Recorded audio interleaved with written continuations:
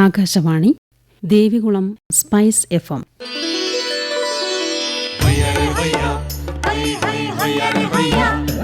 കിസാൻ വാണി.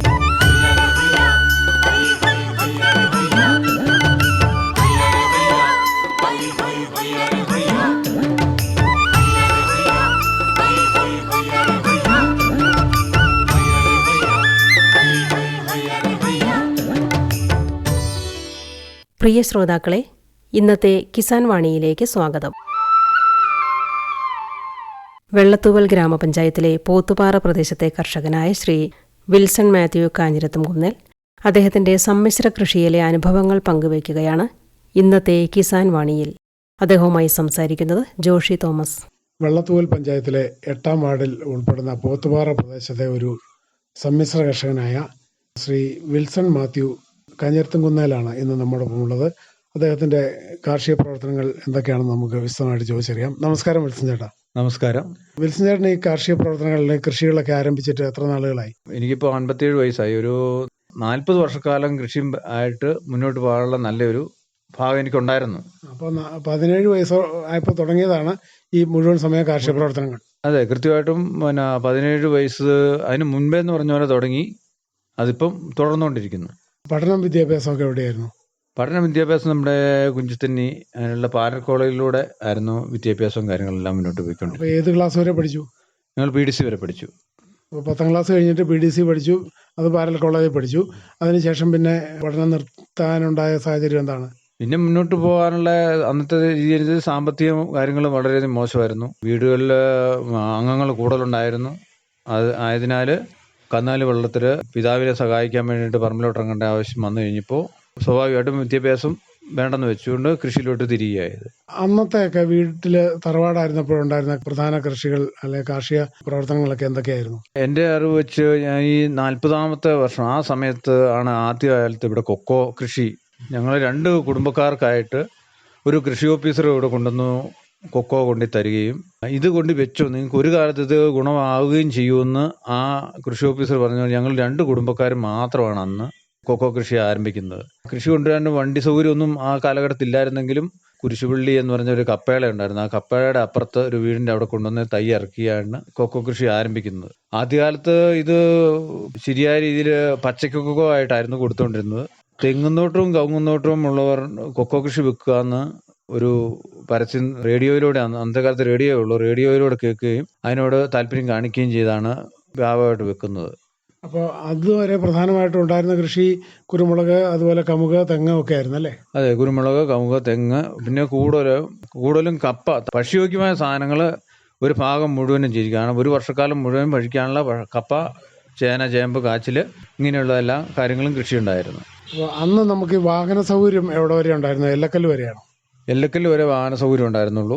അതിന് ശേഷമാണ് അത് 1-2 വണ്ടികൾ ഇപ്പുറത്തോട്ട്, പിന്നെ വഴി സൗകര്യം കുറവായതുകൊണ്ട് വാഹന സൗകര്യം ഇല്ലാതെ വന്നതാണ്. അതിന് ശേഷമാണ് പയ്യെ വാഹനങ്ങൾ ആയി വരുന്നത്. അപ്പോൾ ഈ കൊക്കോ അന്ന് ഈ ഒരു കൃഷി ഓഫീസർ കൊണ്ടുവന്ന് തന്നു എന്ന് പറഞ്ഞല്ലോ, അത് എത്ര കൊക്കോ തൈകൾ ലഭിച്ചു അന്ന്?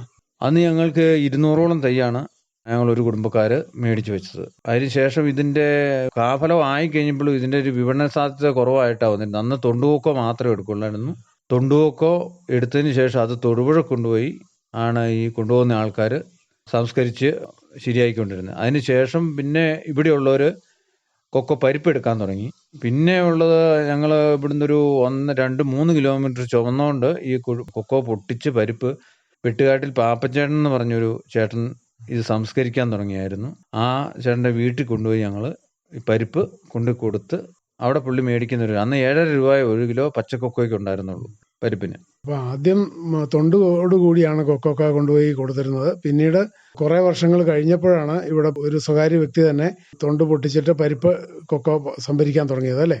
അതെ, സംഭരിക്കാൻ തുടങ്ങിയ പുള്ളി അത് എവിടെയോ പോയി പഠിച്ച് സംസ്കരിക്കുന്ന രീതിയെല്ലാം പഠിച്ച് പുള്ളി എന്നിട്ടത് ഉണങ്ങി പരിപ്പാക്കി മറ്റുള്ളവർക്ക് കൈമാറ്റം ചെയ്യുന്ന അവസ്ഥ വന്നു. അതിനുശേഷം വർഷങ്ങൾക്ക് ശേഷമാണ് കാഡ്ബറീസ് എന്ന് പറഞ്ഞ കമ്പനി എല്ലക്കല്ല് കേന്ദ്രീകരിച്ച് വിപണന കേന്ദ്രം ആരംഭിക്കുകയും അതിനു മുമ്പ് തന്നെ ഒരു 30 വർഷം മുമ്പ് തന്നെ കൊക്കോ കൃഷി വ്യാപകമായിട്ട് വിടാൻ എല്ലാ ഏരിയയിൽ നിന്നും ഒരു പ്രേരണ ഉണ്ടാകുകയും നാട് മുഴുവനും കൊക്കോ കൃഷിയിലോട്ട് വ്യാപിപ്പിക്കുകയും ചെയ്തു. അങ്ങനെ ആ കാഡ്ബറീസിൻ്റെ വിപണന കേന്ദ്രം വരികയും അവിടെ അന്നത്തെ കാലത്ത് ഏറ്റവും കൂടുതൽ 30 രൂപ വരെ പരിപ്പിന് വില കയറി വന്നായിരുന്നു. അതിനുശേഷം പിന്നെ താഴോട്ട് പോന്നു. അങ്ങനെയാണ് അതിൻ്റെ അന്നത്തെ കൃഷി രീതികൾ മുഴുവൻ നടന്നുകൊണ്ടിരുന്നത്. അപ്പോൾ ഈ കാഡ്ബറീസ് എല്ലക്കല്ലിൽ വിപണന കേന്ദ്രം ആരംഭിച്ചതോടുകൂടി അവരവിടെ തൈ വിതരണം ആരംഭിച്ചിരുന്നു അല്ലേ? ഒരു തൈ വിതരണം ആരംഭിച്ചു. അടിമാലിയിൽ നിന്ന് തൈ എല്ലക്കല്ലിൽ കൊണ്ട് കൊടുക്കുന്ന രീതി ഉണ്ടായിരുന്നു. പിന്നെ ഇവിടെ എല്ലക്കല്ല് കേന്ദ്രീകരിച്ച് ഒരു നേഴ്സറി ഇട്ടുകൊണ്ട് കാര്യങ്ങൾ നടത്തുന്നതിനെക്കുറിച്ചൊരു രീതി വന്നിരുന്നു.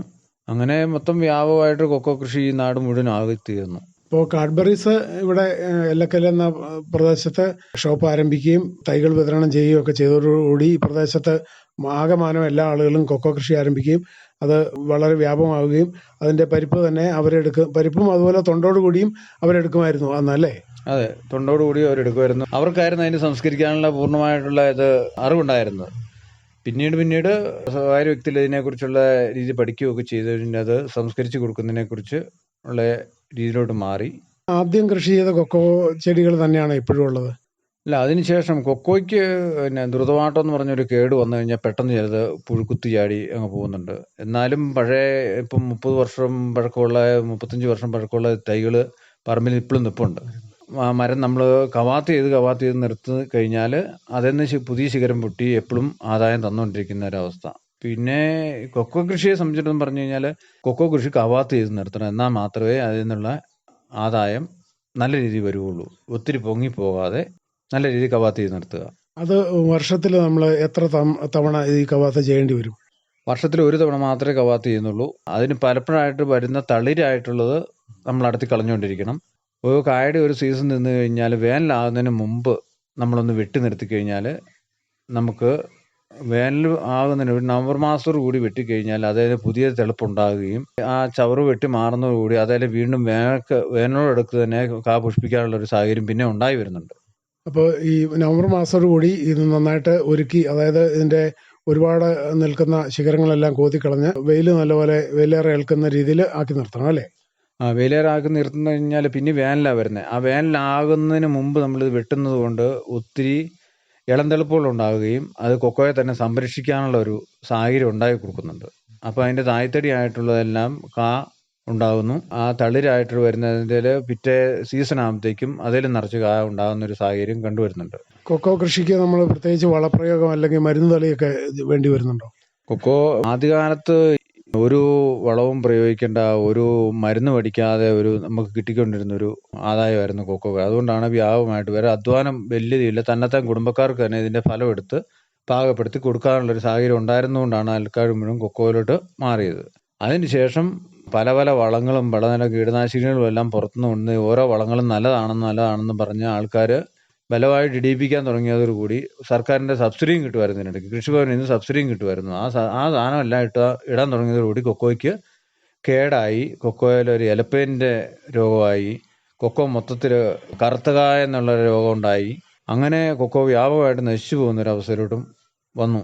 പിന്നീടെന്ന് പറഞ്ഞാൽ ഈ ചെടിയുടെ വേരുകേട് പിന്നെ വ്യാപകമാകാൻ തുടങ്ങിയതോടാണ് കറുത്തകായ രോഗം വന്നത്. അതോടുകൂടി കാലവർഷം കണത്ത് കഴിയുമ്പോഴത്തേക്കും പെട്ടെന്ന് ഈ രോഗം വ്യാപകമായിട്ട് അത് എല്ലാ ഏരിയയിലും ആയി തുടങ്ങിയൊരവസ്ഥയോട്ട് മാറിപ്പോയി. മരുന്ന് ബോധമിശ്രിതം അടിക്കാതെ ഇത് നിന്ന് കിട്ടുന്ന അവസ്ഥ ഇല്ലാതായി. ഈ ബോധമിശ്രിതം എത്ര തവണ നമ്മൾ തളിച്ചു കൊടുക്കണം? ഇത് കാലാവസ്ഥ നല്ല മഴക്കാലത്തിൻ്റെ അവസ്ഥ കൂടുതലായിട്ട് വരികയാണെങ്കിൽ നമ്മളൊരു 3 തവണ അടിച്ചു കൊടുത്തു കഴിഞ്ഞാൽ വലിയ കുഴപ്പമില്ലാതെ നമുക്ക് കിട്ടും. എന്നാൽ നമ്മൾ 3 തവണ അടിച്ചെന്ന് പറഞ്ഞാലും ഒരു 15 ദിവസത്തോളം അടുപ്പിച്ച് കാലവർഷം വന്നു കഴിഞ്ഞാൽ ഒരു കാ പോലും കൊക്കോയിൽ നിലനിൽക്കുന്ന അവസ്ഥയില്ല. മുഴുവനും അത് ചീഞ്ഞ് പഴുത്ത് കിട്ടി പോവുകയുള്ളൂ കേടായിട്ട്. ഈ ബോഡമിശ്രം നമ്മൾ തളിച്ചു കൊടുക്കുന്നത് മഴക്കാലത്തിന് തൊട്ട് മുമ്പ് അല്ലേ? പണ്ട് കാലത്ത് ജൂൺ മാസത്തോടുകൂടി കാലവർഷം ആരംഭിക്കുന്നൊരു ഇതുണ്ടായിരുന്നു. ആ സിസ്റ്റത്തിന് മാറ്റമില്ലാത്തതുകൊണ്ട് മെയ് അവസാനത്തോടു കൂടി 1-2 മഴ പെയ്ത് ഒക്കെ എല്ലാം ഒന്ന് തണുത്ത് നിൽക്കുന്ന സമയത്ത് ബോഡമിശ്രം തളിക്കുമായിരുന്നു ആദ്യത്തെ റൗണ്ട്. അതിനുശേഷം പിന്നെ ഓഗസ്റ്റ് മാസം ആകുമ്പോഴത്തേക്കും ഒരു തെളിവും കാര്യങ്ങളും വരുന്ന കൂടി അടുത്ത ഒരു അടാപിടി മഴ തുടങ്ങുന്നതിന് മുമ്പാണ് ഓഗസ്റ്റ് മാസത്തിൽ വന്ന് അടിച്ചു കൊടുക്കുമായിരുന്നു. ചില വർഷങ്ങളിൽ 2 പ്രാവശ്യം അടിച്ചു കൊടുത്തു കഴിഞ്ഞാൽ കുഴപ്പമില്ലാതെ ആദായം നിൽക്കുമായിരുന്നു. കാലവർഷവും കാലാവസ്ഥയെല്ലാം മാറ്റം വന്നതോടുകൂടി ഒരു മരുന്ന് അടിച്ചു കഴിഞ്ഞാലും മരുന്നടിച്ച് 15 ദിവസത്തേക്ക് അടുപ്പിച്ച് മഴയാണെങ്കിൽ ആ ആദായം മുഴുവൻ നഷ്ടപ്പെടുന്ന ഒരവസ്ഥയിലോട്ട് വരും. അപ്പോൾ കാലാവസ്ഥ വ്യതിയാനം കൊക്കോ കൃഷിയെ വളരെ വ്യാപകമായി ബാധിച്ചിട്ടുണ്ടെന്നാണ് വിൽസൺ ചേട്ടൻ പറയുന്നത്. എത്ര ഏക്കർ സ്ഥലത്താണ് ഇപ്പോൾ കൃഷി ചെയ്യുന്നത്? 2 ഏക്കർ സ്ഥലമാണ് മൊത്തം ഉള്ളത്. അതിൽ ഈ 2 ഏക്കർ സ്ഥലത്ത് ഇടവിളയായിട്ട് കൊക്കോ കൃഷി മൊത്തമായിരുന്നു വ്യാപകമായിട്ട്. അതിന് ശേഷം കുറേശ്ശെ കോന്തി ഇതിനിടയ്ക്കൂടെ കുരുമുളക്, ഏലം, ജാതി, ഗ്രാമ്പു ഇതെല്ലാം ഇങ്ങനെ സമ്മിശ്ര കൃഷിയായിട്ട് മാറ്റുക ചെയ്തത്. കാരണം നമുക്കൊരു കൃഷി പരാജയത്തിലോട്ട് വന്നു കഴിയുമ്പോൾ അടുത്ത കൃഷിയിൽ നിന്ന് അതിൻ്റെ ആദായം നമുക്ക് കിട്ടാനുള്ളൊരു സാഹചര്യം ഉണ്ടാകണമെന്നോർത്ത് അങ്ങനെ കൃഷി ചെയ്തു. അത് പൊതുവെ നോക്കി കഴിയുമ്പോൾ വലിയ കുഴപ്പമില്ലാതെ നല്ല വിജയമായിരുന്നു. ഈ കൊക്കോ നിൽക്കുന്നതിൻ്റെ ഇടയ്ക്ക് ഏലം വെച്ച് കഴിഞ്ഞാൽ ഏലത്തിനും നന്നായിട്ട് കായ ഉണ്ടാവുന്നുണ്ടോ? ഏലത്തിന് നമ്മൾ ആ ഏലം വെക്കുന്ന സമയത്ത് കൊക്കോയുടെ കുറച്ച് കമ്പൊക്കെ കോന്തി സൗകര്യം ഉണ്ടാക്കി കൊടുത്തിട്ടാണ് നമ്മൾ ഈ ഏലം വെക്കുന്നത്. 2 വർഷക്കാലം 3 വർഷക്കാലത്തേക്ക് ഈ കൊക്കോയുടെ എറുമ്പൊന്നും ഏലത്തിന് ബാധകമല്ലാത്തത് കൊണ്ട് ആ ചെടി ഒരു 3 വർഷത്തെ കാലത്തേക്ക് നല്ല ആദായം തരും. അതിനുശേഷം ഇപ്പം കൊക്കോയുടെ കമ്പ് കയറി വരുന്നതനുസരിച്ച് വെട്ടിക്കളയുകയാണെങ്കിൽ പിന്നെയും വിടും. എന്നാലും ഒരു 3 വർഷം നല്ല ആദായം കിട്ടും. അപ്പം 4-ാം വർഷം പിന്നെയും കൊക്കോയ്ക്ക് ഇടയിലുള്ളത് ഒന്ന് റീപ്ലാന്റ് ചെയ്ത് വിട്ടാൽ വീണ്ടും മെച്ചമായിട്ട് വരും. ഇല്ലെങ്കിൽ അതിൻ്റെ കൊക്കോയുടെ വേര് കയറി മൊത്തം പൊതിഞ്ഞൊരു തുള്ളി വായുസഞ്ചാരം ഇല്ലാതാകുമ്പോഴത്തേക്ക് ഏലം മൊത്തമായിട്ട് പോകും. അപ്പോൾ ഏലം കൃഷി ചെയ്യുന്നതുകൊണ്ട് കുഴപ്പമില്ല എന്നാണ് വിൽസനേട്ടൻ പറയുന്നത്. കൊക്കോയ്ക്കകത്ത് അത് കോന്തി നിർത്തി വളരെ കൃത്യമായിട്ട് പരിപാലിച്ചു കഴിഞ്ഞാൽ കൊക്കോ കൃഷിക്ക് ഉള്ളിൽ തന്നെ ഏലം കൃഷി ചെയ്യാവുന്നതാണ് വിൽസനേട്ടൻ പറയുന്നത്. കൊക്കോ നമ്മൾ ഇപ്പോൾ എങ്ങനെ ഇത് പച്ചയോട് കൂടി കൊടുക്കുകയാണോ ചെയ്യുന്നത് അതോ ഉണക്കി കൊടുക്കുകയാണോ ചെയ്യുന്നത്? ഇപ്പോൾ പച്ചയ്ക്ക് കൊടുക്കുന്ന പരിപാടി എല്ലാവരും നിർത്തി. കാരണം ഉണക്കപ്പരിപ്പ് സൂക്ഷിച്ചു വെക്കുന്ന ഒരു കണ്ടീഷനോട് ആൾക്കാർ വരാൻ തുടങ്ങി. കാരണം ആൾക്കാർക്ക് ഇപ്പം വില നിലവാരം മാറി വരുന്നതുകൊണ്ട് ഇത് സംസ്കരിച്ച് വെച്ച് കഴിഞ്ഞാൽ കൂടിയ വിലയ്ക്ക് വിൽക്കാമെന്നുള്ളൊരു തീരുമാനം ആൾക്കാരെടുക്കുകയും അത് പൊട്ടിച്ച് പരിപ്പാക്കി ചാക്കി കെട്ടി ഒരു 5 ദിവസത്തോളം വെച്ച് 6-ാം ദിവസം ഇതെടുത്ത് വെയിലത്തിട്ട് ഉണങ്ങി പാകപ്പെടുത്തി വയ്ക്കുന്നു. അങ്ങനെ പാകപ്പെടുത്തി വെക്കുന്നതുകൊണ്ടൊരു ഗുണമെന്ന് പറഞ്ഞാൽ ഈ പുളിപ്പിച്ച് നമ്മൾ വെക്കുമ്പം നമുക്കുള്ള ഗുണമെന്ന് പറഞ്ഞാൽ ഇതിൽ പുഴുവിൻ്റെ ഒരു ശല്യം ഉണ്ടാകാതെ വരും. നേരിട്ട് ഇത് പറിച്ച് അന്നേരം തന്നെ വെയിലത്തോട്ടിട്ട് പൊട്ടിച്ച് പരിപ്പ് വെയിലത്തോട്ടിട്ട് ഉണക്കിയെടുത്തു കഴിഞ്ഞാൽ അതിൻ്റെ ഞോള പോകാനും ബുദ്ധിമുട്ടുണ്ട്. രണ്ടാമത് അത് പെട്ടെന്ന് കുത്തലേക്കുന്നൊരു അവസ്ഥ കാണുന്നുണ്ട്. പുളിപ്പിച്ചുണങ്ങുന്നതിൽ കുത്തൽ പിടിക്കുകയില്ല. അത് നമുക്കൊരു വർഷക്കാലം വരെ നല്ലപോലെ പ്ലാസ്റ്റിക് കൂടിനകത്തിട്ട് വെച്ച് കഴിഞ്ഞാൽ നമുക്ക് സൂക്ഷിച്ച് വെക്കാനുള്ള കുരുമുളക് പോലെ തന്നെ ആക്കാനുള്ള ഒരു അവസ്ഥയിലോട്ട് വന്നത്. ഇപ്പോൾ കൊക്കോയുടെ വില എന്ന് പറഞ്ഞാൽ മോഹവിലയായി വന്നിട്ടുണ്ട്. ഏതാണ്ട് 600 രൂപയൊക്കെ കൊക്കോ ഉണങ്ങി കഴിയുന്ന പരിപ്പിന് വിലയുണ്ടല്ലേ? 600-620 രൂപ വരെ കച്ചവടം നടന്നതായിട്ട് ആൾക്കാർ പറയുന്നുണ്ട് ഈ സമയത്ത്.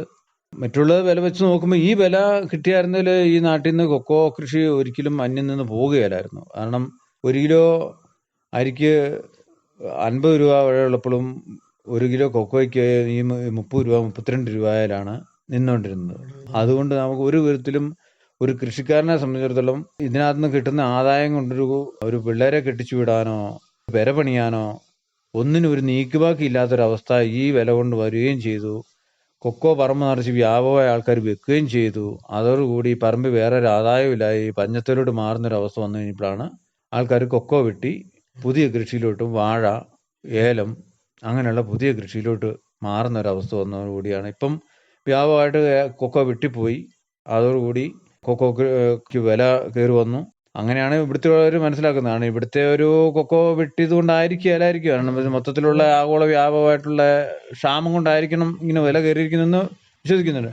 എന്നാലും കൊക്കോ കവാത്ത് ചെയ്തതിൻ്റെ ഭാഗം എന്ന് പറഞ്ഞാൽ ഞങ്ങളൊന്നും ഈ ഏലകൃഷി നടത്തിയെന്ന് പറഞ്ഞാലും കൊക്കോ ഒന്നും പൂർണ്ണമായിട്ട് വെട്ടിക്കളഞ്ഞില്ല. വെട്ടിക്കളയാതെ അതിലൊരു 2 തണ്ട് 2 കൈയൊക്കെ നിർത്തിയാണ് ഞങ്ങൾ ഏലകൃഷി നടത്തിയോട് മാറിയത്. അതുകൊണ്ട് നിൽക്കുന്ന കമ്പേ തന്നെ ന്യായമായ കായ നമുക്ക് കിട്ടുന്നുണ്ട്. അതുകൊണ്ടാണ് ഇത് കവാത്ത് ചെയ്യേണ്ടത് ഒരു അത്യാവശ്യ ഘടകമായിട്ട് മാറുന്നത്. ഏതായാലും ഏലം കൃഷി ചെയ്തെങ്കിൽ പോലും കൊക്കോ കവാത്ത് ചെയ്ത് നിർത്തിയത് കൊണ്ട് നന്നായിട്ട് കൊക്കോയിൽ നിന്നും ആദായം ലഭിക്കുന്നുണ്ട് വിൽസൺ ചേട്ടന്. ഇനി നമ്മൾ ഈ കൊക്കോ കൃഷിയിൽ വേറെ മറ്റ് പ്രധാനമായിട്ട് ശ്രദ്ധിക്കേണ്ട കാര്യങ്ങൾ എന്തൊക്കെയായിട്ടാണ് തോന്നിയിട്ടുള്ളത്? കൊക്കോ കൃഷി എന്ന് പറഞ്ഞാൽ നമ്മൾ ബോഡോമിശ്രം അടിക്കുന്നതിലുപരിയായിട്ട് ഇതിന് മരുന്നടിക്കേണ്ട ഒരു അവസരം വന്നു. കാരണം ഇത് 1 വർഷം 2 വർഷം കഴിയുമ്പോഴത്തേക്കും മുതൽ ഇതിലെ പുഴു തുളയ്ക്കുന്നുണ്ട്. ആ പുഴു തുളയ്ക്കുന്നത് കൊണ്ട് അതിൻ്റെ കൊക്കോത്തോടിൻ്റെ ഉണ്ടിലെ കാണ്ടത്തേലോട്ട് കയറി ഈ പുഴു കയറി പോകുന്നതോടുകൂടി അവിടെ മുതൽ ഇതിൻ്റെ കേട് ആരംഭിക്കുക. അതായത് കൊക്കോ മരത്തെ തന്നെ പുഴു തുളച്ച് കയറി അത് ആക്രമിച്ച് കൊക്കോ മരം ഉണങ്ങിപ്പോകുന്നു അല്ലേ? ഉണങ്ങിപ്പോകുന്നതിനുപരി ഈ കൊക്കോയിലൊന്ന് ഇതിന് പുഴു കയറി നോത്താലും പുതിയ തൊലി വന്നത് മൂടിപ്പോകുന്നെങ്കിലും ഇത് കവർ ചെയ്ത് അങ്ങോട്ട് കൊക്കോ നിപ്പുണ്ട്. പക്ഷേ ഈ കേട് ആരംഭിക്കാനുള്ള മെയിൻ ഭാഗം എന്ന് പറഞ്ഞാൽ ആദ്യകാലത്ത് തന്നെ ഈ പുഴു കയറി റൗണ്ടിൽ തുളച്ച് 2-ാം തൊലി വന്നത് മൂടിപ്പോകുന്നതുകൊണ്ട് അവിടെ മുതൽ ഇതിൻ്റെ കേടിനുള്ള ഒരു ചെറിയ ആരംഭം തുടങ്ങുക. അത് മഴക്കാലം ആകുമ്പോഴത്തേക്ക് അതിൻ്റെ പൂർണ്ണത എത്തുന്നുള്ളൂ. കൊക്കോ മരത്തെ തന്നെ ഈ പുഴു കയറി തുളച്ച് അത് പിന്നീട് ആ തൊലി വന്ന് മൂടുന്നതുകൊണ്ട് അത് പുഴു കയറി നമ്മൾ അറിയത്തുമില്ല. പിന്നീട് ആ മരം ഉണങ്ങി പോവുകയും ചെയ്യുന്നു. അതിനൊക്കെ നമ്മൾ മരുന്നടിച്ചു കൊടുക്കണം അല്ലേ? അതിനൊക്കെ കുറച്ച് കീടനാശിനി അടിച്ചു കൊടുത്താൽ മാത്രമേ ആദ്യം ഒരു 3-5 വർഷക്കാലത്തേക്ക് ശരിക്കും സംരക്ഷിക്കുകയും കീടനാശിനി അടിക്കുകയും ചെയ്തു കഴിഞ്ഞാൽ മരം ആരോഗ്യവാനാവുക. അതിനകത്തേക്കും പിന്നെ കുഴപ്പമില്ല. പിന്നെ ഈ തളുപ്പ് മാക്സിമം ക്ലിയർ ആക്കി കത്തിക്ക് കണ്ടിച്ച് ക്ലിയർ ആക്കി നിർത്തി കഴിഞ്ഞാൽ നമുക്ക് ഇതിൽ പുഴു കയറുന്നുണ്ടോ ഇല്ലെന്ന് അറിയാം. ആ തളുപ്പ് അടഞ്ഞു നിന്ന് കഴിയുമ്പോൾ അതിനിടയ്ക്ക് പുഴു കയറിച്ചിട്ടാണ് ഇതിനെ മൊത്തത്തിൽ റൗണ്ട് ചെയ്ത് ഇതിനെ ഈ തൊലി മുഴുവനും തിന്ന് ഇല്ലാതാക്കുന്നത്. എത്ര കൊക്കോ മരം ഉണ്ട് ഇപ്പം കൃഷി ചെയ്യുന്നത് ഏകദേശം? മിക്സർ കൃഷി ആയതുകൊണ്ട് കുറച്ച് ഞങ്ങൾ കവാത്ത് ചെയ്ത് വെട്ടിക്കളയുകയൊക്കെ ചെയ്തായിരുന്നു. ഇപ്പോൾ ഒരു 150ഓളം കൊക്കോ ആദായം തരുന്ന കൊക്കോകളുണ്ട്. കൊക്കോ നമ്മൾ പരിപ്പെടുത്ത് ഉണക്കിയാണ് കൊടുക്കുന്നതെന്ന് പറഞ്ഞല്ലോ. ഇവിടെ നമുക്ക് അടുത്ത് തന്നെ ഇതിന് മാർക്കറ്റ് ലഭ്യമാണോ? മാർക്കറ്റ് തൊട്ടടുത്ത് ലഭ്യമാണെങ്കിലും നമുക്ക് നല്ല വില കിട്ടാനുള്ള സാഹചര്യം നമ്മൾ അന്വേഷിച്ചതിന് ശേഷം, ഇപ്പം ഇവിടെ ഞങ്ങൾ പോത്തുപാറ കൊക്കോ കൃഷിയുടെ ഏറ്റവും വലിയ കേന്ദ്രമായിരുന്നെങ്കിലും അവിടെ നിന്നുള്ള പരിപ്പുകളെടുത്ത് വിൽപ്പന നടത്തി കഴിഞ്ഞാൽ നല്ല വില ആ ഏരിയയിൽ കിട്ടുന്നില്ല. ഇപ്പം മുരിക്കാശ്ശേരി, പാറത്തോട് അങ്ങനെയുള്ള ഏരിയയിൽ ഇന്നത്തെ ഈ സമയത്തെ മാർക്കറ്റ് അനുസരിച്ച് 600 രൂപയ്ക്ക് മേളിൽ കച്ചവടം നടക്കുന്നുണ്ട്. നമ്മുടെ ഇവിടെ 550 താഴെ ഒക്കെ ഒരു വിലയെ എല്ലക്കല്ല് പോത്തുപാറ കേന്ദ്രീകരിച്ച് നടക്കുന്നുള്ളൂ. കൊക്കോ നമുക്ക് ജൈവമായ രീതി കൃഷി ചെയ്യാൻ ഇപ്പോൾ നിലവിലത്തെ സാഹചര്യത്തിൽ സാധിക്കുക എന്നാണോ വിൽസനേട്ടൻ പറയുന്നത്? ഇത് മാത്രം പ്ലാന്റ് ആക്കി കവാത്ത് ചെയ്ത് നിർത്തി കഴിഞ്ഞാൽ ഇതിനൊരു ചെറു തണൽ വേണം എങ്ങനെയായാലും. പണ്ട് തെങ്ങുന്നോട്ടവും കവുങ്ങുന്നോട്ടവും ഉള്ളവർ ഇത് വെക്കാൻ പറഞ്ഞെങ്കിലും ഇപ്പോൾ അതിനിടയ്ക്കൂടെ പിന്നെ കൊക്കോ പ്ലാന്റ് ആയിട്ട് വെക്കാൻ ഉദ്ദേശിക്കുന്നവർ കൊക്കോ തൈ വെക്കുന്നതിൻ്റെ ഇടയ്ക്ക് ചൗക്ക് തൈ ഇങ്ങനെയുള്ള താരങ്ങൾ വെക്കുന്നത് ഒരു 2 ഫലമായിരുന്നേ. ഒന്ന്, ഈ കൊക്കോയ്ക്ക് വളർന്നു വരുന്നതനുസരിച്ച് ഒരു ചെറിയ തണൽ എപ്പോഴും റൗണ്ട് ചെയ്ത് കിട്ടിക്കൊണ്ടിരിക്കും. 2, അതിൻ്റെ ഈ ചൗക്കയുടെ പൊതയില വീണ് കഴിയുമ്പോഴത്തേക്കും ചൂടിൽ കൊക്കോയുടെ ഇല ഇതിൻ്റെ ഇലയും കൂടെ വന്നു കഴിയുമ്പോഴത്തേക്കും വേറെ ഇതിനകത്ത് പള്ള കേൾക്കാനുള്ള ഒരു സാഹചര്യം ഒഴിവാകുന്നു. ചൗക്ക മരത്തേര വഴി കൂടി ഇട്ട് കൊടുത്തു കഴിഞ്ഞാൽ കൂടി അതെന്നുള്ള ആദായവും നമുക്ക് കിട്ടുക. എങ്ങനെയായാലും ചെറു തണൽ വേണം, ഇല്ലെങ്കിൽ അതിന് താഴത്തേക്ക് പൊള്ളി കഴിഞ്ഞാൽ ആ മരം ഉണങ്ങാനുള്ള സാധ്യത കൂടുതലാണ്. പുതിയ കൃഷി ചെയ്യുന്നവരും മരത്തെയും കൂടെ വെച്ച് കൊടുത്ത് വേണം ഇത് കയറ്റിക്കൊണ്ടുവരാൻ. ഇപ്പോൾ ഈ കൊക്കോയ്ക്ക് വന്നിരിക്കുന്ന മോഹവില എന്ന് പറയുന്നത് പ്രധാനമായിട്ടും കേരളത്തിൽ തന്നെ ആളുകൾ ഒരുപാട് കൊക്കോ കൃഷി വെട്ടി നശിപ്പിച്ചുകൊണ്ടായിരിക്കും അല്ലേ? കൂടുതലായിട്ടും തൊഴിലാളി ക്ഷാമമാണ് ഇത് എല്ലാം വെട്ടി നശിപ്പിക്കാനുള്ള മെയിൻ ആയിട്ടുള്ള ഒരു ഇത് വന്നിരിക്കുന്നത് ഇപ്പം. കാരണം ആദായം എടുക്കാൻ ആളില്ലാത്തൊരവസ്ഥ. ഒരു 30-40 വർഷം മുമ്പ് എന്ന് പറഞ്ഞാൽ ഓരോ കുടുംബങ്ങളിലും ഇഷ്ടം പോലെ മക്കളും കാര്യങ്ങളും ഉണ്ടായിരുന്നതുകൊണ്ട് എല്ലാവരും കൂടെ ഇറങ്ങി, കുടുംബക്കാരെല്ലാവരും കൂടെ ഇറങ്ങി ആദായം എടുത്ത് മുന്നോട്ട് പോകുന്നതുകൊണ്ട് അതൊരു പണിയായിട്ട് വരികയില്ലായിരുന്നു. ഇന്ന് വീടുകളിൽ കാരണന്മാർ മാത്രമായി ഒരു പറമ്പിൽ പോയൊരു കൊക്കോ പറിക്കാനുള്ള സാഹചര്യം ഇല്ലെന്നായി. തൊഴിലാളിയെ വിളിച്ചു കഴിഞ്ഞാൽ തൊഴിലാളി ഇല്ല, ക്ഷാമമായി മാറി. ഇപ്പം ബംഗാളിയോ അങ്ങനെ മറ്റുള്ള സംസ്ഥാനത്തു നിന്നുള്ള ആളുകളെ വേണം ആശ്രയിക്കാൻ. മറ്റുള്ളവർ കോൺട്രാക്ട് കൊടുക്കുന്നതുകൊണ്ട് അവർക്ക് ചില കൃഷികളിൽ മാത്രമേ അവർ വ്യാപകമാവുന്നുള്ളൂ. അപ്പോൾ ഇങ്ങനെയുള്ള കൃഷികളിൽ നിന്ന് മറ്റുള്ള ജീവികൾ ഈ കാ മുഴുവൻ ഭക്ഷിച്ച് മാറിപ്പോകുന്നതുകൊണ്ട് കൊക്കോ കൃഷി മാക്സിമം പാടെ അങ്ങോട്ട് ഒഴിവായി പോകുന്നതിന് കാരണം അതാണ്. ഈ അണ്ണാൻ ശല്യം അതുപോലെ മറ്റേ മൃഗങ്ങളുടെ എന്തെങ്കിലും ശല്യം ഈ പ്രദേശത്തുണ്ടോ? ഇപ്പം വ്യാപകമായ രീതിയിലുണ്ട്. അണ്ണാൻ പിന്നെ പൊറുതയുണ്ട്, അതിൻ്റെ കാ എന്ന് വെച്ചിട്ട് നമുക്ക് കാ തരുകയും ചെയ്യും. ഇപ്പം മരപ്പെട്ടി, കുരങ്ങ് ഇവയുടെ ഭയങ്കര വ്യാപകമായ രീതിയാണ് ഇവിടെ വന്നിരിക്കുന്നത്. അത് നാശം കയറിക്കഴിഞ്ഞാൽ 8, 10, 15 കുരങ്ങുകൾ കയറിക്കഴിഞ്ഞാൽ അവർ കാ മുഴുവനും പാകമാകുന്നതിന് മുമ്പേ ഇരിഞ്ഞ് പറിച്ച് എറിഞ്ഞ് കളയുന്നു.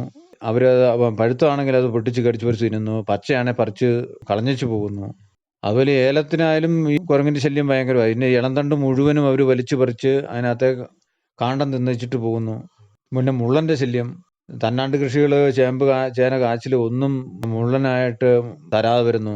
വ്യാപകമായ നാശമാണ് ഇപ്പം മൃഗങ്ങളിന് ഞങ്ങൾക്ക് ഉണ്ടായിക്കൊണ്ടിരിക്കുന്നത്. പ്രധാനമായിട്ടും കൊക്കോ കൃഷി ചെയ്യുന്നു, അതോടൊപ്പം തന്നെ ഏലം, കുരുമുളക്, ജാതി, ഗ്രാമ്പു എന്നിവയൊക്കെ കൃഷി ചെയ്യുന്നുണ്ടല്ലേ? ഏലം കൃഷി ഏതിനും ഏലമാണ് കൃഷി ചെയ്തിരിക്കുന്നത്? ഇപ്പോൾ കൂടുതലും ഞള്ളാനി ഏലമാണ് കൃഷി ചെയ്ത് വന്നിരിക്കുന്നത്. ജാതി, ബഡ് ജാതിയാണോ പ്രധാനമായിട്ടും കൃഷി ചെയ്തിരിക്കുന്നത്? അല്ല, എൻ്റെ ജാതി മുഴുവനും നാടൻ ജാതിയാണ് ഇരിക്കുന്നത്. മുഴുവനും സ്വന്തം പറമ്പിൽ നിന്ന് തന്നെ ഉണ്ടായിരുന്നത് നല്ല കാഫലമുള്ളതിൻ്റെ കായെടുത്ത് പാകി പറമ്പ് വെച്ചാണ് ജാതി കൃഷി കൂടുതലും വ്യാപിച്ചിരിക്കുന്നത്. ഇനി കാലി വളർത്തലുണ്ടോ? കന്നാലി വളർത്തലുണ്ട്. അത് എത്ര നാളുകളായിട്ട് കന്നുകാലി വളർത്തുന്നുണ്ട്? 50 വർഷമായിട്ട് എൻ്റെ ഓർമ്മ വെച്ച മുതൽ വീടുകളിൽ തറവാട്ടിലുണ്ടായിരുന്ന കന്നുകാലി. അതിനുശേഷം നമ്മൾ വേറെ മാറിക്കഴിഞ്ഞപ്പോഴായാലും ആ കന്നുകാലി കൃഷി ഒഴിവാക്കിയിട്ടില്ല. ഇന്ന് ഒരു 10-50 വർഷമായിട്ട് സ്ഥിരം കന്നുകാലി പരിപാലനമായിട്ട് മുന്നോട്ട് ജീവിക്കുന്നു. പാൽ വ്യാപാരമുണ്ട്. അപ്പോൾ ഈ ചാണകമൊക്കെ നമ്മുടെ പറമ്പിലെ ഓരോ വിളകൾക്കായിട്ട് തന്നെ ഉപയോഗിക്കുകയായിരിക്കും ചെയ്യുന്നത് അല്ലേ? പൂർണ്ണമായിട്ടും കാലിവളം നമ്മൾ കൊടുക്കാറില്ല ആർക്കും. അത് മുഴുവനും പറമ്പിലെ ഓരോ വിളകൾക്കായിട്ട് ഇട്ട് ഒരു വർഷം ഇടുന്ന വിളയ്ക്ക് പിറ്റേ വർഷം ചാണകം ഇടുകയില്ല. ഒന്നരാടം വർഷങ്ങളാണ് ഈ കാലിവളം ചെടികൾക്ക് കൊടുത്തുകൊണ്ടിരിക്കുന്നത്. വീട്ടിലാർക്കുണ്ട്? വീട്ടിൽ ഞാൻ, ഭാര്യ, 3 പിള്ളേർ. മൂത്തയാൾ MA BEd എടുത്ത് ജോലി അന്വേഷിച്ച് ഇരിക്കുന്നു. രണ്ടാമത്തെ ആൾ നേഴ്സിംഗ് പഠിച്ചുകൊണ്ടിരിക്കുന്നു, 4ാം വർഷത്തിലോട്ടായി. മൂന്നാമത്തെ ചെറുക്കൻ BCom പഠിച്ചുകൊണ്ടിരിക്കുന്നു.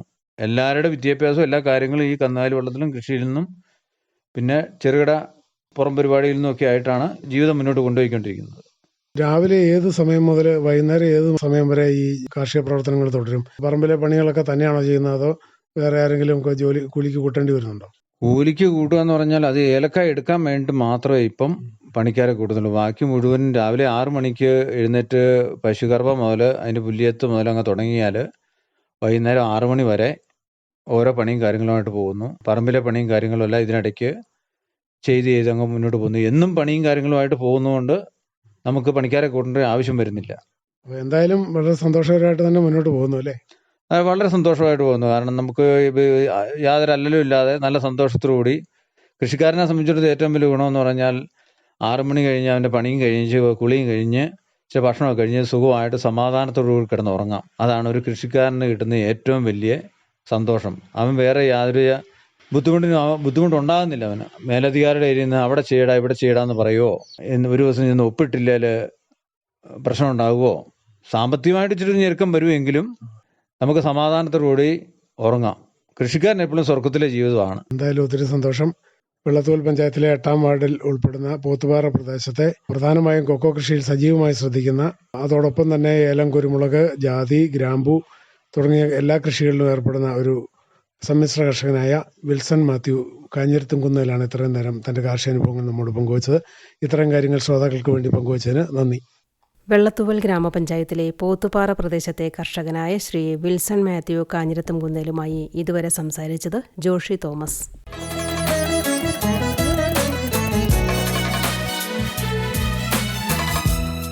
കിസാൻ വാണിയിൽ ഇനി കാർഷിക അറിവുകൾ. പുതിന ഔഷധമൂല്യങ്ങളുള്ള സുഗന്ധവ്യഞ്ജനം. ലാമിയേസിയെ കുടുംബത്തിലെ ബഹുവർഷിയായ സുഗന്ധവ്യഞ്ജനമാണ് പുതിന. ഭക്ഷ്യവസ്തുക്കൾ, സൗന്ദര്യവർദ്ധക വസ്തുക്കൾ, മധുരപലഹാരങ്ങൾ, ച്യൂയിംഗം, ടൂത്ത് പേസ്റ്റ്, ഫാർമസ്യൂട്ടിക്കൽ, വ്യവസായ രംഗം എന്നിവയിലെല്ലാം പുതിനയുടെ പുതിയതും ഉണങ്ങിയതുമായ സസ്യഭാഗങ്ങൾ ഉപയോഗിക്കുന്നു. വ്യത്യസ്ത തരം പുതിന ഇനങ്ങളുടെ ഇലകൾ പരമ്പരാഗത ഔഷധങ്ങളിലും ഹെർബൽ ചായയിലും ഉപയോഗിക്കുന്നു. സുഗന്ധവ്യഞ്ജന മിശ്രിതങ്ങളിലും സുഗന്ധത്തിനും രുചിക്കുമായി പുതിന ചേർക്കുന്നു. കൂടാതെ പുതിന ഇനങ്ങൾ നാട്ടുമരുന്നുകളിൽ മനം പുരട്ടൽ, ബ്രോങ്കൈറ്റിസ് എന്നിവയ്ക്കെതിരെയും വേദന സംഹാരിയായും ആർത്തവരക്തത്തിന്റെ ഒഴുക്ക് ക്രമമാക്കുന്നതിനും ശരീരത്തിൽ അധികമുള്ള ശ്ലേഷ്മത്തെ പുറത്തു കളയുന്നതിനും ഉപയോഗിക്കുന്നു. Japanese mint, peppermint, spearmint അല്ലെങ്കിൽ ഗാർഡൻ മിന്റ് അല്ലെങ്കിൽ ലാംപ് മിന്റ്, ബെർഗമോട്ട് മിന്റ് അല്ലെങ്കിൽ ഓറഞ്ച് മിന്റ് എന്നിങ്ങനെ വിവിധ ഇനം പുതിനകളുണ്ട്. അവശ്യതൈലത്തിന്റെ അളവ്, അവശ്യതൈലത്തിലെ പ്രധാന രാസവസ്തുക്കൾ എന്നിവയനുസരിച്ചാണ് പുതിനകൾ വ്യത്യസ്തമാകുന്നത്. അതിനനുസരിച്ച് അവയുടെ മണവും ഉപയോഗവും മാറും. Peppermint, spearmint, Japanese mint എന്നിവയാണ് ഏറ്റവും അധികം കൃഷി ചെയ്യപ്പെടുന്ന ഇനങ്ങൾ. വൈവിധ്യമാർന്ന പുതിന ഇനങ്ങൾ ഇന്ത്യയിൽ കൃഷി ചെയ്യുന്നുണ്ടെങ്കിലും അവയിൽ ഏറ്റവും അധികമുള്ളത് മെന്ത അർവെൻസിസ് ആണ്. ഇന്ത്യയിൽ 3 ലക്ഷം ഹെക്ടറിലാണ് പുതിന കൃഷി ചെയ്യുന്നത്. ഉത്തർപ്രദേശിലാണ് ഇവയിൽ 90%, ബാക്കി 10% പഞ്ചാബ്, രാജസ്ഥാൻ എന്നിവിടങ്ങളിലാണ്. ആഗോളതലത്തിൽ പുതിന ഉൽപ്പാദനത്തിന്റെ 80% ഇന്ത്യയിൽ നിന്നാണ്. ചൈന, ജപ്പാൻ എന്നിവയാണ് ഉൽപ്പാദനത്തിന്റെ ബാക്കി 10% നിർവഹിക്കുന്നത്. ഇന്ത്യ മെന്തോൾ പരലുകൾ, പൊടി, ഡിമെന്തോളൈസ്ഡ് പുതിന തൈലം, അർവൻസിസ് തൈലം എന്നിങ്ങനെ വിവിധ രൂപത്തിൽ 25,000-30,000 ടൺ പുതിന ഉൽപ്പന്നങ്ങൾ കയറ്റുമതി ചെയ്യുന്നു. ബാക്കിയുള്ളവ ആഭ്യന്തരമായി ഉപയോഗിക്കുന്നു. ചൈന, യൂറോപ്പ്, നെതർലൻഡ്, അമേരിക്ക എന്നിവയാണ് ഇന്ത്യൻ പുതിന ഉൽപ്പന്നങ്ങളുടെ ഉപയോക്താക്കൾ. കാലാവസ്ഥയും മണ്ണും. ഇന്ത്യയിലെ തണുപ്പുള്ളതും മിതോഷ്ണവുമായ പ്രദേശങ്ങളിൽ പുതിന നന്നായി വളരും. പെപ്പർമിന്റ്, സ്പിയർമിന്റ് എന്നിവ തണുപ്പുള്ളതും മിതോഷ്ണവുമായ മേഖലകൾക്ക് അനുയോജ്യമാണ്. ബെർഗാമോട്ട് മിന്റ് തണുപ്പുള്ള സ്ഥലത്തും മിതോഷ്ണ മേഖലയിലും വളർത്താം. എന്നാൽ തണുപ്പുള്ള സ്ഥലങ്ങളിലാണ് വിളവ് കൂടുതൽ. പൊതുവായി 20 മുതൽ 40 ഡിഗ്രി വരെ സെൽഷ്യസ് ചൂടും 100 മുതൽ 110 സെന്റിമീറ്റർ മഴയുമാണ് പുതിനയ്ക്ക് അനുയോജ്യമായിട്ടുള്ളത്. നടുന്ന സമയത്ത് ചെറിയ തോതിലുള്ള മഴയും വിളവെടുപ്പ് സമയത്ത് നല്ല വെയിലും മികച്ച വിളവ് നൽകുന്നതിനും ഗുണമേന്മയുള്ള ഇലകൾ ലഭിക്കുന്നതിനും നല്ലതാണ്. പശ്ചിമരാശി മണ്ണ് 6 മുതൽ 8.2 വരെ pH ഉള്ള മണൽ കലർന്ന വളക്കൂറുള്ള മണ്ണ് എന്നിവ കൃഷിക്ക് അനുയോജ്യമാണ്. ചെമ്മണ്ണിലും കരിമണ്ണിലും വളർത്താം. കൃഷി നീണ്ടു വളരുന്ന തണ്ടുകൾ അല്ലെങ്കിൽ സിക്കറുകൾ മുറിച്ചെടുത്താണ് പുതിന നട്ടുപിടിപ്പിക്കുന്നത്. 1 ഹെക്ടർ സ്ഥലത്ത് നടുവാൻ 400 കിലോ തണ്ടുകൾ വേണ്ടിവരും. ഡിസംബർ, ജനുവരി മാസങ്ങളിലാണ് നടുന്നതിനാവശ്യമായ തണ്ടുകൾ ലഭിക്കാൻ ഏറ്റവും അനുയോജ്യം. ഫെബ്രുവരി ആദ്യത്തെ ആഴ്ച മുതൽ മാർച്ച് 2ാം ആഴ്ചയ്ക്കിടയിൽ നടീൽ പൂർത്തിയാക്കണം. നന്നായി തയ്യാറാക്കിയ മണ്ണിൽ നിരപ്പായ സ്ഥലത്തോ വാരം കോരിയോ നടാം. മണ്ണ് തയ്യാറാക്കുന്നതിനോടൊപ്പം വളവും ചേർക്കണം. ഹെക്ടർ 1-ന് 25 മുതൽ 30 ടൺ വരെ കാലിവളം ചേർക്കാം. 4 മുകുളങ്ങളോടുകൂടിയ 8 മുതൽ 10 സെന്റിമീറ്റർ നീളത്തിലുള്ള തണ്ടുകളാണ് നടാനായി ഉപയോഗിക്കുന്നത്. 1-2 സെന്റിമീറ്റർ ആഴത്തിൽ വരെ നടാം. 40x10 സെന്റിമീറ്റർ അകലത്തിൽ വേണം വാരമെടുക്കാൻ. നട്ടുകഴിഞ്ഞാൽ ഉടൻ നനയ്ക്കണം. നല്ല തോതിൽ നൈട്രജൻ വളങ്ങൾ നൽകിയാൽ പുതിന നന്നായി വളർന്നു കിട്ടും. ഹെക്ടർ 1-ന് 80 മുതൽ 120 കിലോഗ്രാം വരെ നൈട്രജൻ വളങ്ങൾ, 50 കിലോ ഫോസ്ഫറസ്, 40 കിലോ പൊട്ടാസ്യം എന്നിവ ചേർത്താൽ നല്ല വിളവ് ലഭിക്കും. 3 തവണകളിലായി വളങ്ങൾ നൽകാം. അടിവളമായി ചേർക്കുന്നതിനു പുറമെ 45 മുതൽ 60 ദിവസങ്ങൾക്കിടയിലും 90 ദിവസത്തിലും വളം നൽകണം. അവസാനത്തെ ഡോസ് ആദ്യ വിളവെടുപ്പിന് ശേഷം നൽകുന്നതാണ് നല്ലത്. ഉഷ്ണമേഖലയിൽ ജാപ്പനീസ് മിന്റിൽ നിന്നാണ് പരമാവധി ഇലകളും തൈലവും ലഭിക്കുന്നത്. 15 നനയെങ്കിലും വേണം. തണുപ്പുള്ള കാലാവസ്ഥയിൽ നടുമ്പോൾ ജൂലൈ മുതൽ ഒക്ടോബർ വരെയുള്ള സമയത്ത് 3 മുതൽ 4 വരെ നന നൽകാം. സസ്യസംരക്ഷണം. കീടനിയന്ത്രണം. രോമപ്പുഴുക്കൾ 1 ലിറ്റർ വെള്ളത്തിൽ മലാത്തിയോൺ 1.7 മില്ലി എന്ന തോതിൽ ചേർത്ത് തളിക്കുക. റെഡ് പംകിൻ ബീറ്റിൽ മലാത്തിയോൺ 1 മില്ലി 1 ലിറ്റർ വെള്ളത്തിൽ തോതിൽ ചേർത്ത് തളിക്കുക. രോഗനിയന്ത്രണം. തണ്ടുകളുടെ അഴുകൽ, നെല്ല്, ഗോതമ്പ്, പുതിന എന്നിവ 3 വർഷത്തിലൊരിക്കൽ എന്ന തോതിൽ വിള പരിക്രമണം ചെയ്യാം. തണ്ടുകൾ നടുന്നതിനു മുമ്പ് 0.25% കപ്താൽ അല്ലെങ്കിൽ 0.1% ബെൻലേറ്റ് ലായനി എന്നിവയിൽ ഒന്നിൽ 2 മുതൽ 3 മിനിറ്റ് വരെ മുക്കി വച്ചിരുന്നാൽ രോഗത്തെ തടയാം. ഫുസാരിയം വാട്ടം. ബെൻലേറ്റ് അല്ലെങ്കിൽ ബാവിസ്റ്റിൻ ഉപയോഗിക്കുക. ഇലകളിലെ കരിച്ചിൽ, കോപ്പർ കുമിൾനാശിനി ഉപയോഗിക്കുക. മൊസൈക്ക് വൈറൽ രോഗത്തെ പടർത്തുന്ന വെള്ളീച്ചകളെ നിയന്ത്രിക്കുക. രോഗം ബാധിച്ച ചെടികൾ പറിച്ചുമാറ്റി നശിപ്പിച്ചു കളയുക.